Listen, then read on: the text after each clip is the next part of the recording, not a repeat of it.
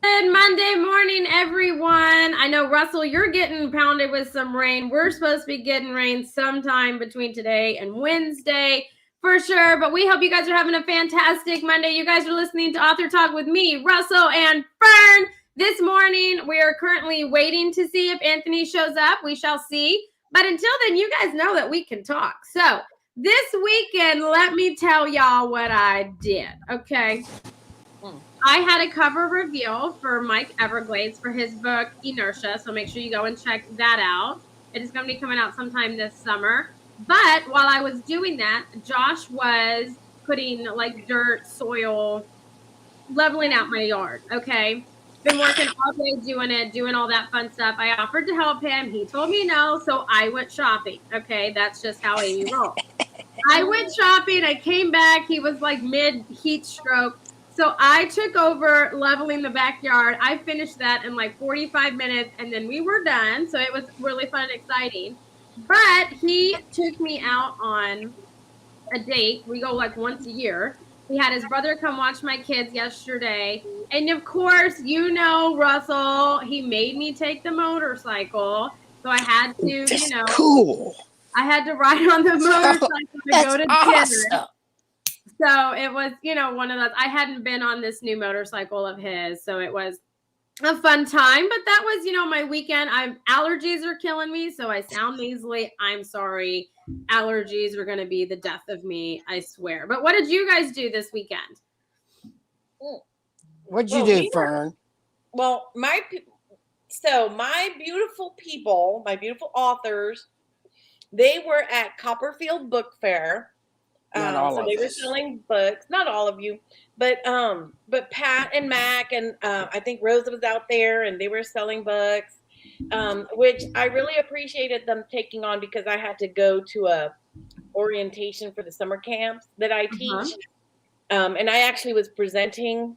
This year they asked me to present on like how to do the 3 to 5 group, and so it was great that Pat especially, like, he came by and picked up the tent and all that good stuff. But I gotta tell you, Copperfield Bookstore puts on this event once a year for indie authors. Kudos to them and thank you for doing that. And hopefully we can convince them to put it back to February or March, which is where originally they had been putting it. They had been hosting it usually February or March. Because the heat, my friends, the heat in May is not really grand. Okay. Yeah, you're in Houston. It's awful. It's awful. Yeah. It was pretty bad. And I only heard about it. So I didn't have to experience it, but I heard all about how they were like in heat stroke. Talk about heat stroke, right? You're lucky you didn't have to experience it. You're very lucky. Good morning, everybody. Oh, Rock Hill James, I'm sorry it's raining or heading your way. Good morning, Robert. Yeah, no, it was awful. I saw Pat's comment or his thing, and he was like, what did he say? He's like, it's thinning out here, and I wonder why. And he took a screenshot, and it was like 98, but the heat index was like, I don't know, 105. It was so hot. So yes, they were big troopers. And but that was nice that they went out there and they did that, though. I thought that was really nice. Yeah, and the cool thing is, the way that we work, they're able to we paid for the space, and they're able to use it, and they're able to sell their books. And the coolest part is Pat took some of my books. I saw that. And he sold some. And I was like, oh, I love you, Pat. That's so cool. Okay, Fern, I have a question for you. I will make up an answer. This is about selling the books at a place like this weekend. How much energy did it take? I mean, you just dumped it on your authors, but I mean, usually. And did you think it was worth it? What do you get out of that weekend? Well, I do think it's worth it. It is a lot of work, an event like that, right?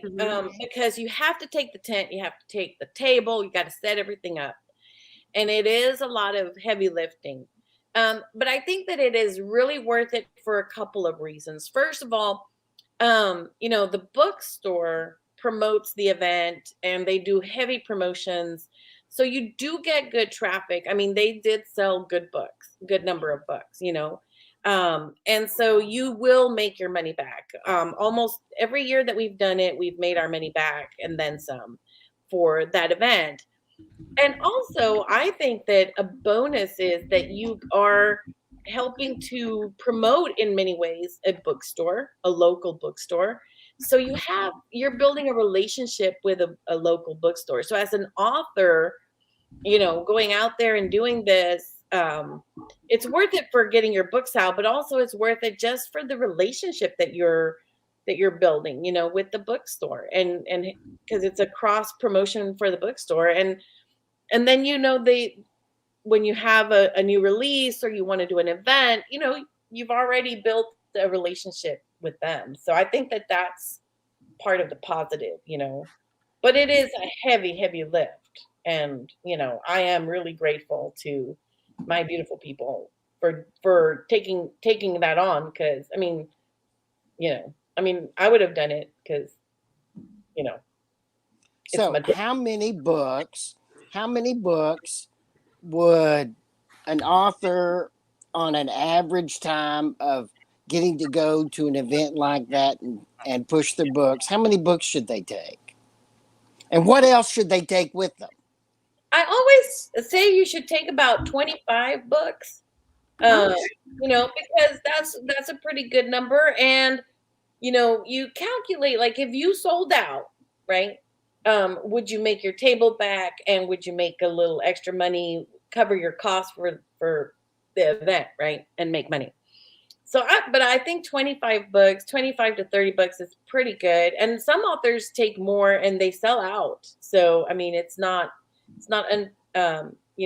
unlikely that you can sell out, with those numbers. As far as what else you really need, well, I mean, if you're an indie author, you need to take a tent, to have coverage. Well, I was talking about, do you giveaways? Some authors give bookmarkers. What else? Business cards. Oh, yeah, right. Trying to ask people to be on your subscription list. You've talked about that many times. So what else? Yeah. Like that? So, yes, definitely your newsletter. You need a sign up methodology for people to sign up for their newsletter. Definitely, I always like bookmarks, because if you make really cool bookmarks as your giveaways, people will use them, so even if they don't buy the book right there, if you give people bookmarks, rather than postcards or business cards, I think people use bookmarks, and so later down the road, they may open their book and see the bookmark, and purchase the book. So I think that that's something that's really useful. And then anything that you have that you can do like a gift with purchase, that is something that you wouldn't get from Amazon, or that you wouldn't get on your own website, right? You could, so because they're buying there, they get something extra, some kind of thing that's connected to your book, some kind of piece of swag, that's connected to your book. I think that helps a lot. And people like it. It encourages them, if they think they're getting a little free gift that they wouldn't get by ordering through the Amazon or whatever, they're more likely to buy. So I think that helps. I have a question for you, Amy, about your weekend book reveal. Yeah. This guy was one of our best, and this is one of James' authors, by the way, everybody. Mm-hmm. James Hill, who watches our show all the time, contributes to it, makes comments. This is one of his authors. And his last book on the Byzantine Empire was in Constantinople, was one of our best, earliest interviews that the three of us have had. He's a great interview. How did he do? I wish he would come back and talk on Author Talk about his new book, by the way. Yeah. So, The Constantinople one is Zach Vacoras, and I know that he has another one, and I'm just waiting. I haven't heard a whole lot from him. Mark Everglades wrote the Cyberpunk, where light was currency, called Hemispheres, his book 1. Book 2 is called Inertia. And let me just say, I mentioned this in the cover reveal that we did this weekend, but his 2 covers that he has, his first one, his 12-year-old son did, and it is amazing. And this one that he currently has revealed, he actually created.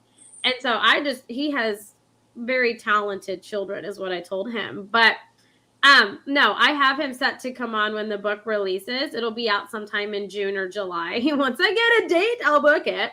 But this one is kind of like a continuation of that. It's more like a dystopian cyberpunk book, which I think is it's a cool concept, and I like the idea of like the light currency and things like that. So we'll see how it goes. I'm excited about it, but I'm waiting to hear from Zach Vacoras. I know he has two books currently in him that he's writing, so I'll get you an update.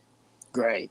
So we welcome everybody that's on our podcast. Most people listen to it, don't see us on Monday morning, but listen to us during the week. We are top 10 rated on Good Pods. Where else can they hear us, Amy? So you can hear us on Amazon Music, Apple, on the Google, whatever the Android one has, Spotify, iHeartRadio, anywhere that you can find a podcast, you can listen to us. If you like to, see what we look like and how animated we all are, and when me and Russell especially go tit for tat and banter back and forth, you can go over to our Facebook group and like us over there or join it. You can watch us on YouTube. You can find us anywhere. It is shared all over the social media channels, but we are very grateful for you to be, just joining us this morning. Good morning, Leroy. How are you? How was your weekend? So I know that this is a hot topic. Me and Russell were actually talking about it before we decided to go live, but audiobooks for authors. So on Through the Eyes of Authors tonight, we are going to have Roxanne Charles, Brakefield, and Berkey. Like you guys all know, they've been on several times that write the Enigma series. So they are diving into the audiobook world. They have an audiobook for almost all of the books in their series, but they're going to be talking tonight about a thing called Authors Republic. And that, to me, and my understanding, I'm also going to be learning tonight. It's a big learning curve today. But to me, that sounds like BookFunnel for audiobooks. So you don't have to be exclusive on Amazon. Go through Amazon. You can get whoever you want to do your audiobook and place it on Authors Republic, and it disperses it to all of the audiobook hubs. So they can be indie, on Amazon, whatever.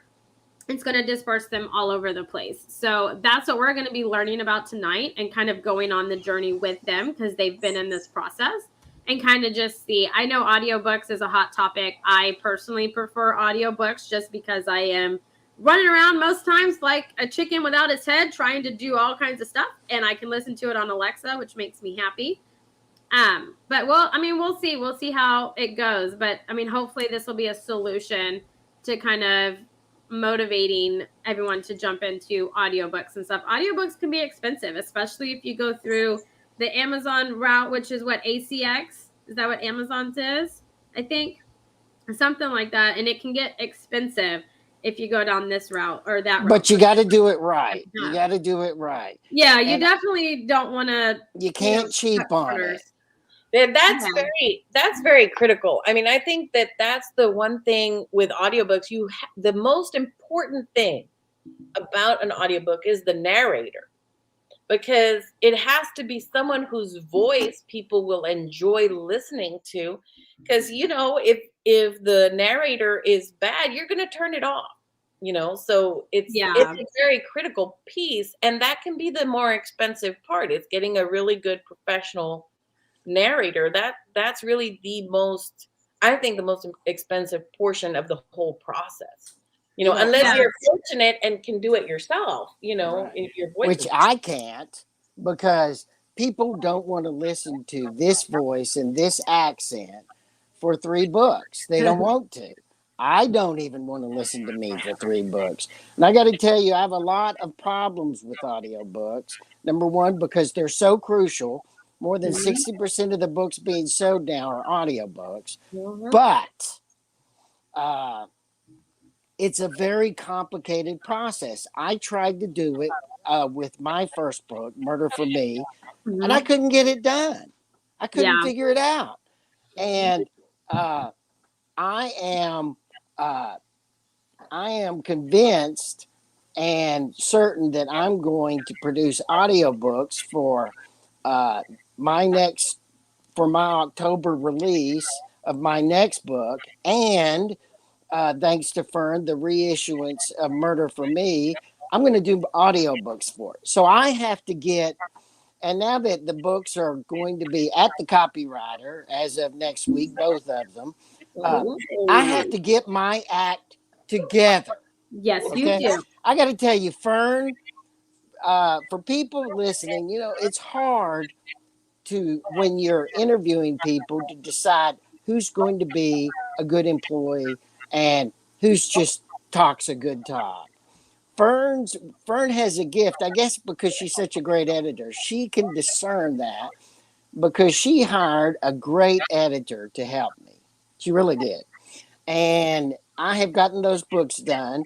And now I have to get my act together on these audiobooks. And I'm concerned because I hear authors all the time worrying about, confused about audiobooks Yeah. and how to get it produced and how to produce one correctly. Well, Yeah. and here's the thing: like we do have the software necessary to make them, to like put them together, because it comes with our Adobe Professional Suite that we have. Yeah. And so, and y'all know Verston is one of our cover designers. He is very interested in the audiobook element because he wants one for his books as well. So he has agreed to help us try to create some, Oh, nice. Yeah, so that's done. So really the key thing is, and now that we've invested in a better microphone and stuff, the real thing is to try to get uh voice, voice talent, that won't be super expensive, but that will be good and will be worth the cost, because if you go cheap on this, you could lose your audience, Yeah. so you And got I to Can't you do got to it. really do this right. Yeah, and I think that that's a good point. I mean, when you look back on the progression of books, right? I mean, you used to just have like hard copies, and then it went to like paperback and both, and then ebooks, and then now it's all of them in an audiobook, right? I mean, it's just like throw everything out there. And if you're self-publishing or even traditionally publishing, the cost of things is it's expensive to do all of those like right out the gate, and to your guys' point, an audiobook really having the perfect voice that goes with it, and especially if you have different characters and can like switch between them and make it where the reader really is like just completely enthralled in the story, is really what makes or breaks it. And that's really, I guess, where the expense would be. I don't have a whole lot of experience with audiobooks ever. But good morning, Greg. Yes, Leroy, a happy Amy is a fun Amy. This is a true statement. Yes, it is. But I mean, I could see it. I mean, I hear all the time like the ranges to do an audiobook, and how people charge for it, because there are some, I don't know if it's still like this, but Russell, I remember when you were trying to do your audiobook and you and Sandy were kind of talking, trying to figure things out.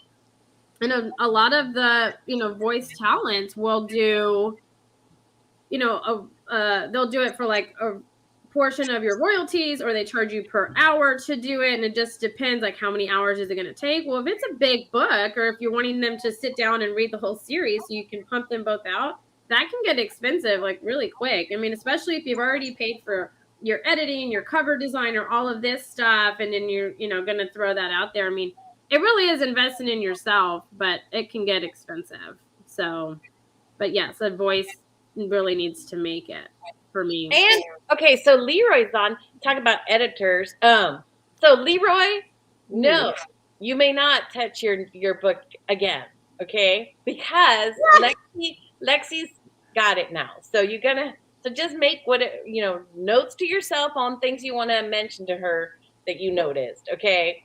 No touching it between her, Russell knows, right? I mean, you got to stay away from the book, because authors, man, I'm telling you, they want to go in there and start changing things. Wait until the editor is done with it.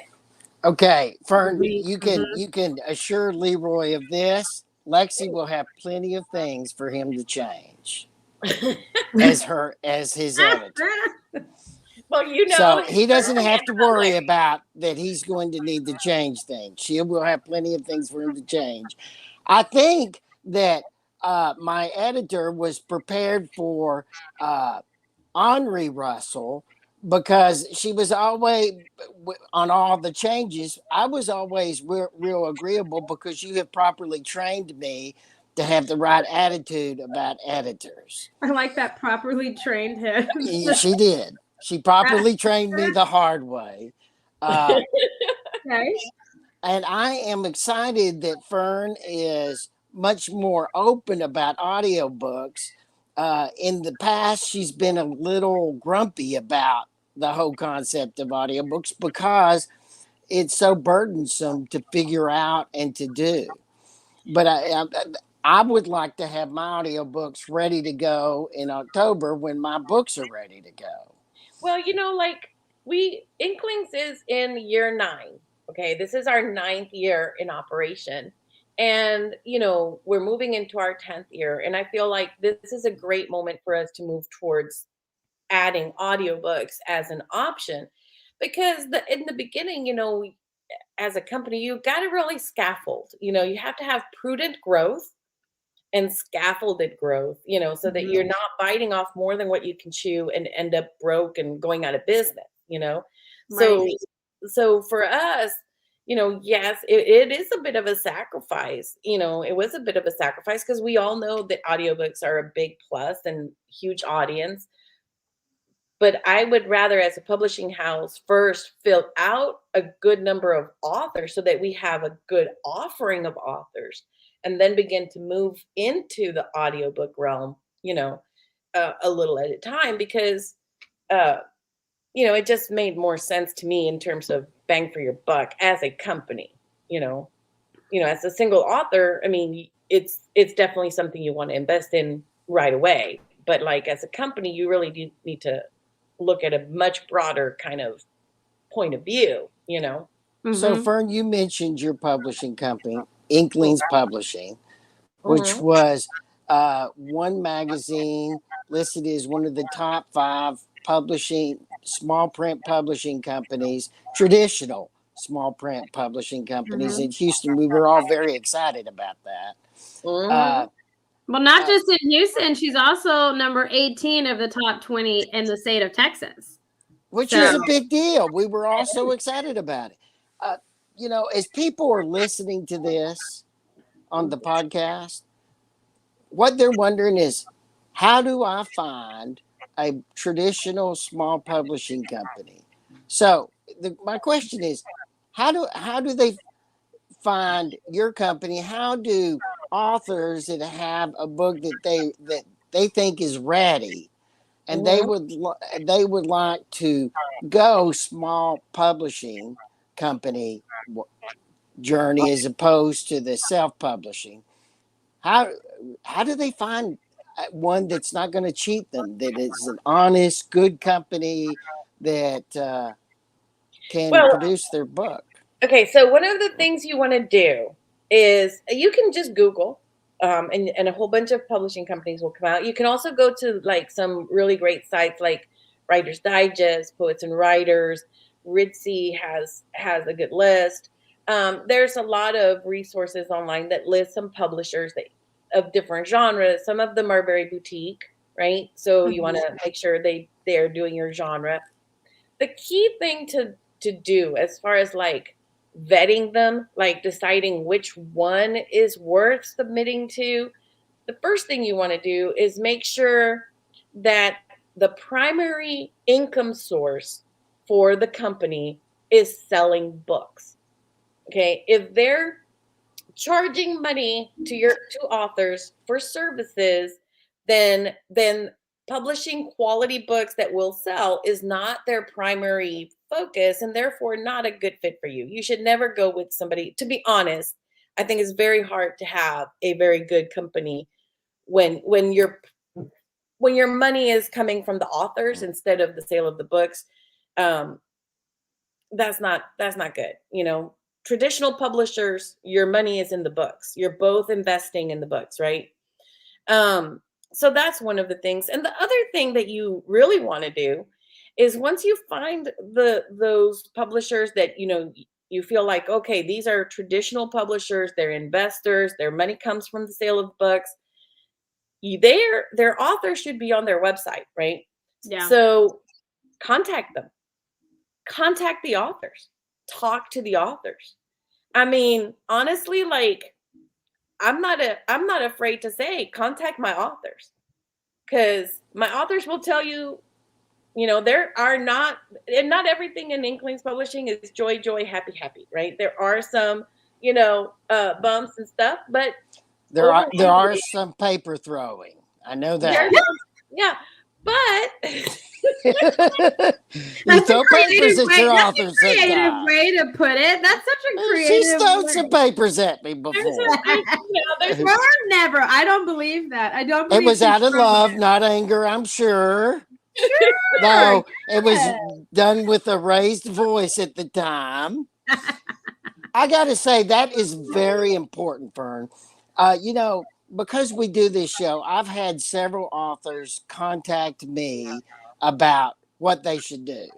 Yeah. And due diligence is a crucial part of, as an author, to pick your publisher, because how many times we've been doing this for 6 years or 7 years. You were like our first guest, so you pretty much have been with us the whole time, Fern. Yeah.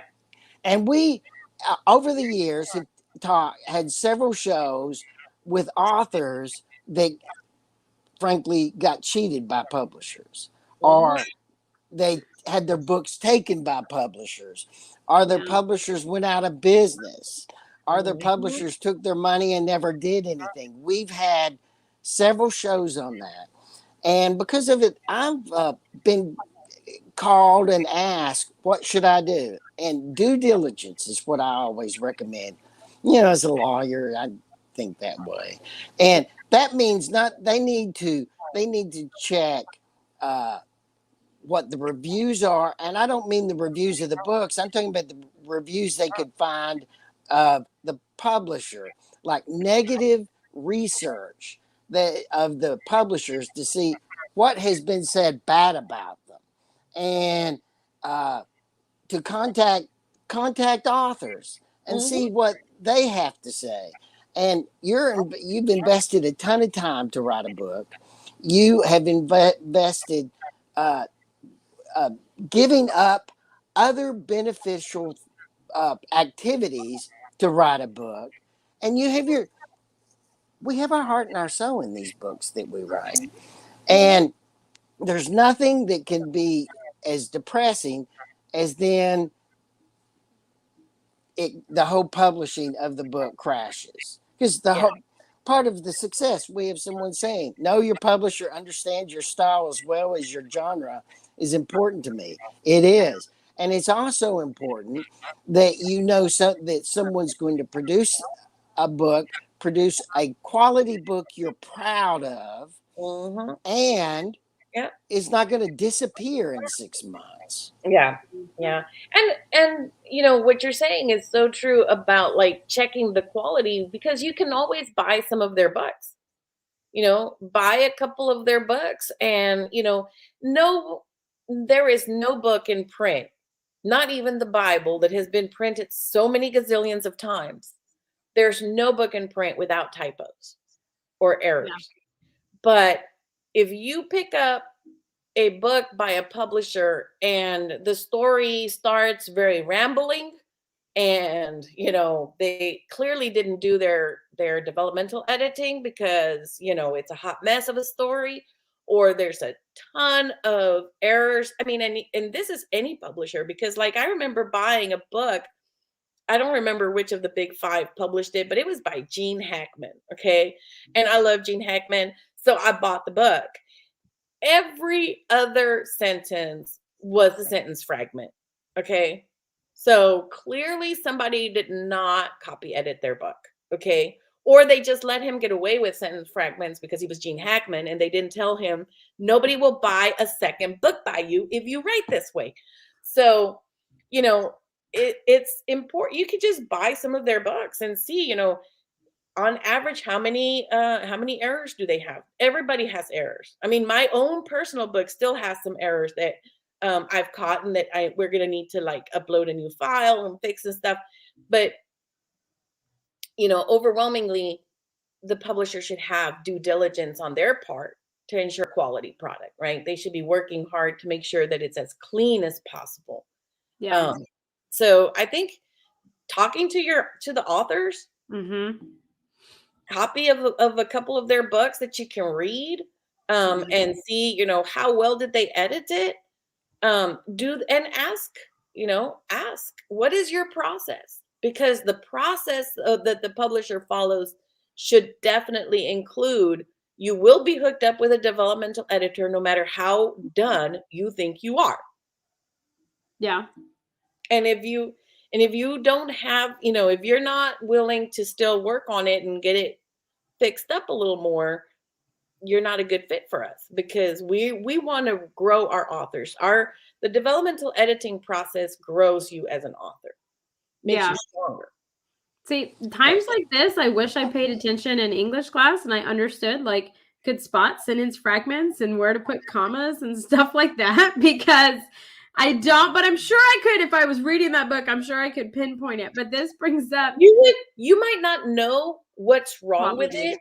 Yeah. You wouldn't know. You wouldn't be able to say it's because it's fragments, but you would feel it, and you would put it down, and you would put it down. I think that's true. And to kind of feed to this whole thing, because it was funny, I watched The Lost City, which has Sandra Bullock and Tatum in it or whatever. Well, she's a romance writer in that movie. She gets kidnapped by Daniel Radcliffe, the guy that played Harry Potter, right? And so she's like yelling at him, and he didn't take it the right way. And she's like, no, there's a comma in there, okay? It's, you know, this and then this kind of thing. And so she was like grammatically changing the way that she was talking, like add the comma here kind of thing. And I don't know why, Fern, but I thought of you. I don't know why I was like, this is Fern. Like, I feel like if Fern got kidnapped and was yelling at them, she'd be like, no, there's a comma and then this. Okay, there's a pause. No, Fern does not use commas when she's yelling. That's a fact. When Fern yells, she uses exclamation points. She does not use any commas. There's no like breath. There's no like pause. Like, you know, you did this wrong, and then we're gonna do this. No, the slamming. I feel like the slamming of the paper on the desk was the comma. It was beautiful. It was beautiful. It's like my wife, when she talks to me, she uses all capital letters. I think she needs to. I think Melinda sometimes needs to. I do the same thing, but I always just tell Josh that, well, not Josh, but I always tell other people that, you know, it would be, to me, you know, I could cure world hunger if I just, you know, slapped him every time he irritated me. I could cure world hunger kind of thing. I'm like, you have the power to do that.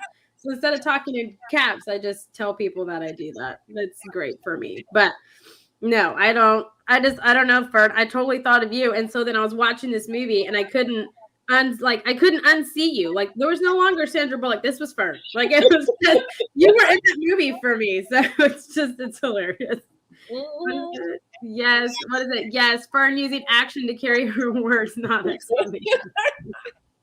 Who's keeps saying that? Who says that? Leroy. Who is that? This is Leroy. He's hilarious. That makes perfect sense. I love you, Leroy. I love you. That book.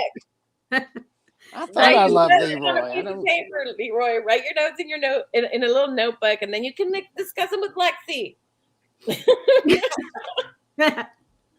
Oh my goodness. But oh man, no, I do agree though. Like, doing the research, and I am a huge advocate where if they're pumping out a ton of books a year and you're paying, like publishers and you're paying them to publish your book, I think the quality goes down if they're pumping out so many books a year. Well, that depends on the growth of the publishing house, because I mean, we're publishing more books now than we did at the beginning. Well, yeah, but you're not pumping out like 10 bucks a year, or you're not pumping out, I mean, you could even say more than that. So let's just say you don't have each one of your authors pumping out like 2 or 3 books a year.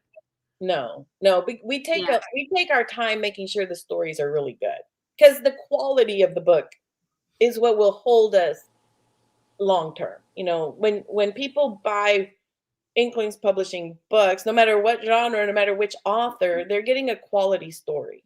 Yeah. That it's not going to leave them with a whole bunch of plot holes and stuff like that. Yeah. And that's what wannabe authors that are looking or shopping for small publishing companies, that's what they're looking for. And it's hard to find it. They need to be careful. They need to do their due diligence. And I think that they need to not be in a hurry for that part. And another thing that to check on is how active is the company at marketing their books. Yeah. Because as an author, you're still going to have to do some marketing. You're going to have to do author platform building and followers and stuff. So all of that's still going to be important for you. But there are some presses out there. They stick the book on Amazon, and voila, that's it. That's all they do.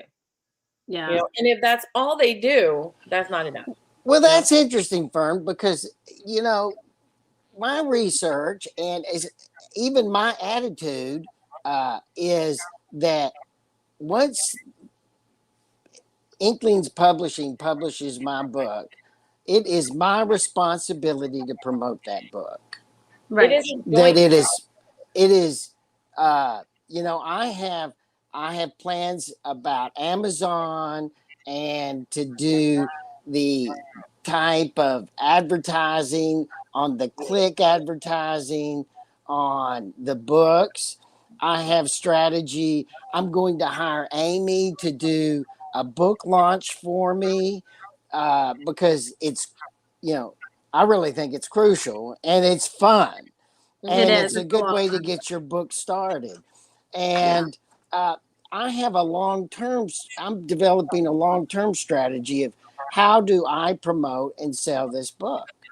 But so a lot of that, I think that's important though, because I think serious authors, like we're talking about shopping around, doing all that thing, and how, you start your marketing campaign 6 months or more before your book even comes out, which is really what someone like a serious author that takes being an author as a business and wants to grow it.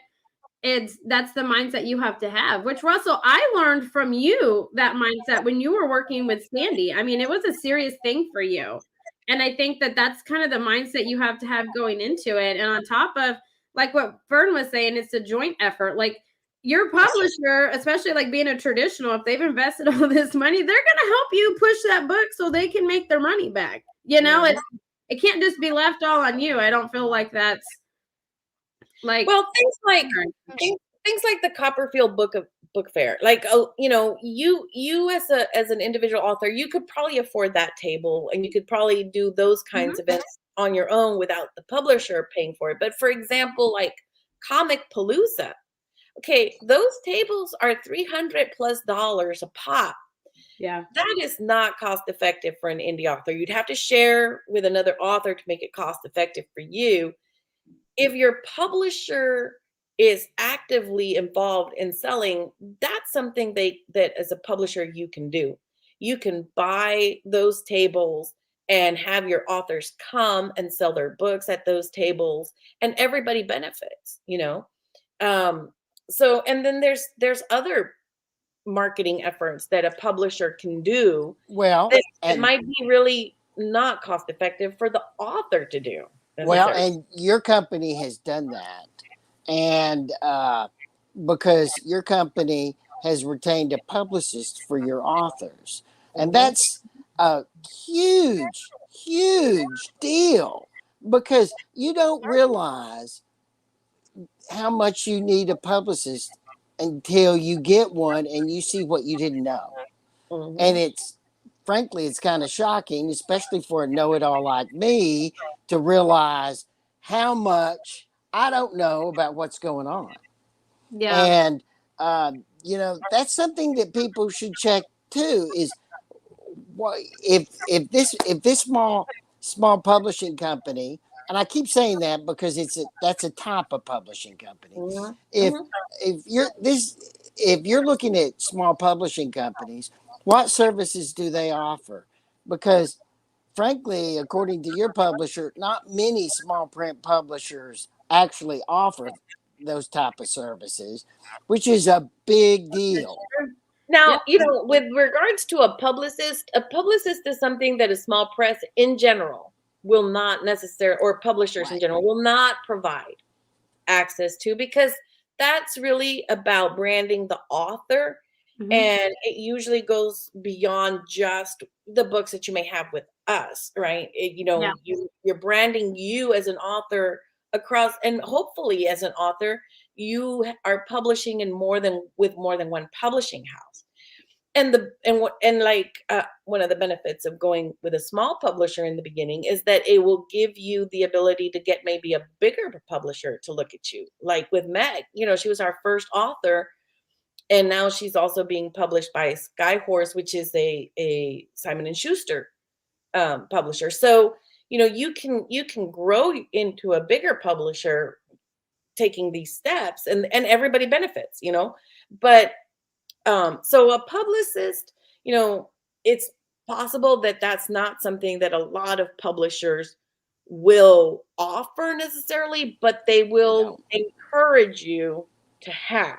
Yeah. Will they will encourage. absolutely. Yeah, no, that's true. Leroy says yes to a publicist, and Raquel James is like, I wish that they would use Amy more often. James, I agree with you 100%. I totally agree. But one of the cool things that a publisher can do, you guys know, Mickey was on last week or the week before. My weeks blend together.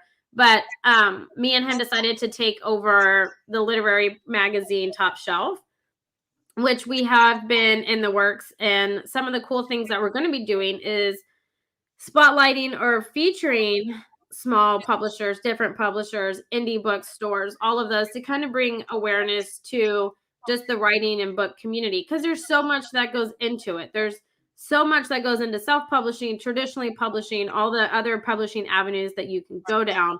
And if you want to do a graphic novel or a comic book, the illustrators are a key point in that. The writing style that you do for that is important. And, there's a lot of indie bookstores or just small bookstores that are big fans of small presses and indie authors. And so a lot of the not a lot of it, but portions of it is really going to be encompassing the whole writing and book community, because it is such a big community. There are so many avenues. It can be so overwhelming if you're a first-time author and you have no idea what you're getting into, but this book is dying to come out of you. This is going to be one of those things that's going to help you. It's going to be as much as a resource for independent authors as much as for publishers, publicists, all kinds of things. So we're really excited about it. We're starting working on the magazine content, what all's going to go in it. We're going to make sure that the awards that people won for last year is the first issue, and then we're going to go from there. So it will be a learning curve, but it's going to be a fun, exciting. So join us on this journey.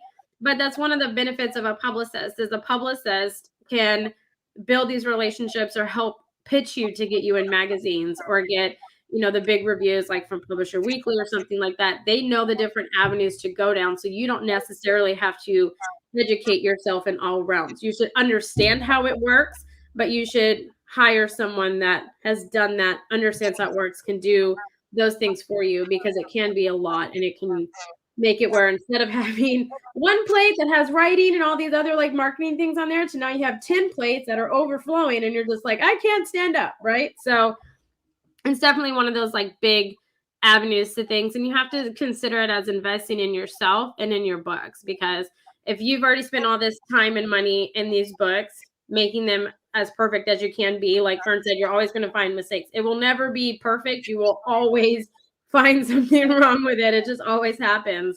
But investing in that to make your book go as far as you possibly can is honestly probably the greatest thing that you can do. So Leroy, I think this is you. If any author is serious, yes, about becoming known as an author, it's going to take wise investments in people, publishers, publicists, and technical professionals. And I would say, like, just as a last word, because I know we're coming up on our time, but like, take your time. We all want to see our books in print. You know, as an author, you're eager to get it out and start and see your book. But take your time. Take your time writing it. Take your time revising it. Take your time picking the route. Which way will really work. Investigate, you know, because the biggest issue that comes into play is a lot of authors are so eager. They grab the first thing, you know, and then later on they realize, oh, you know, I didn't get my money's worth. Now there's people that have charged them a whole bunch of money for stuff that isn't well done, or, you know, they jump in to do it themselves, and then it's something that becomes overwhelming. You really just take your time. Take your time, you know? Yeah. Leroy's right. You do. You only have, you know, one shot at a first impression. And that's definitely true. I mean, you want to make sure you're putting out the best quality and stuff to that. And because you don't know what you don't know. So find out. Yeah.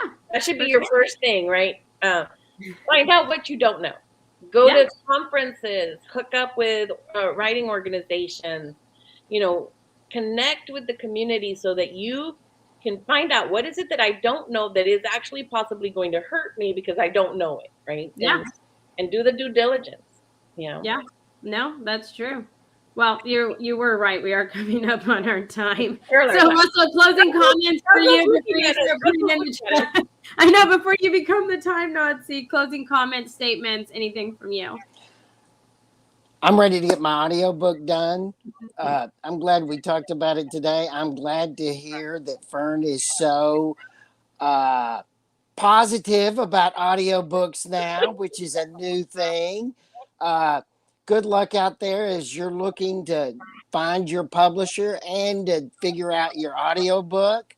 And I just hope that your new series, Amy, that starts tonight is as good as the one you just had, because last week's final session was all the authors said afterwards, as you heard them on Wednesday, say, oh my gosh, I had to change all my plans after that. Yeah. And I'm just hoping that this is as productive tonight. Fingers crossed. No, Fingers crossed. I know it's going to be for sure. Fern, what about you? Closing statements, comments, concerns, statements? I just think, you know, take your time. And if you're building, you know, remember that don't despise the day of small beginnings. Small beginnings are better than big bang beginnings that fizzle out, you know. Mm-hmm. Small beginnings, prudent growth, you know, continuous learning. That's just, you know, those are my mottos, I guess. Yeah. If I have mottos, those are my mottos. No, I love it. I love it. Well, you guys, this has been Author Talk. We hate that the conversation has to end, but this was a fun one, you guys. We really like dived in hard. This one was a lot of fun. But we hope everybody has a great Monday, a great rest of the week, and we'll catch you all next Monday. Bye.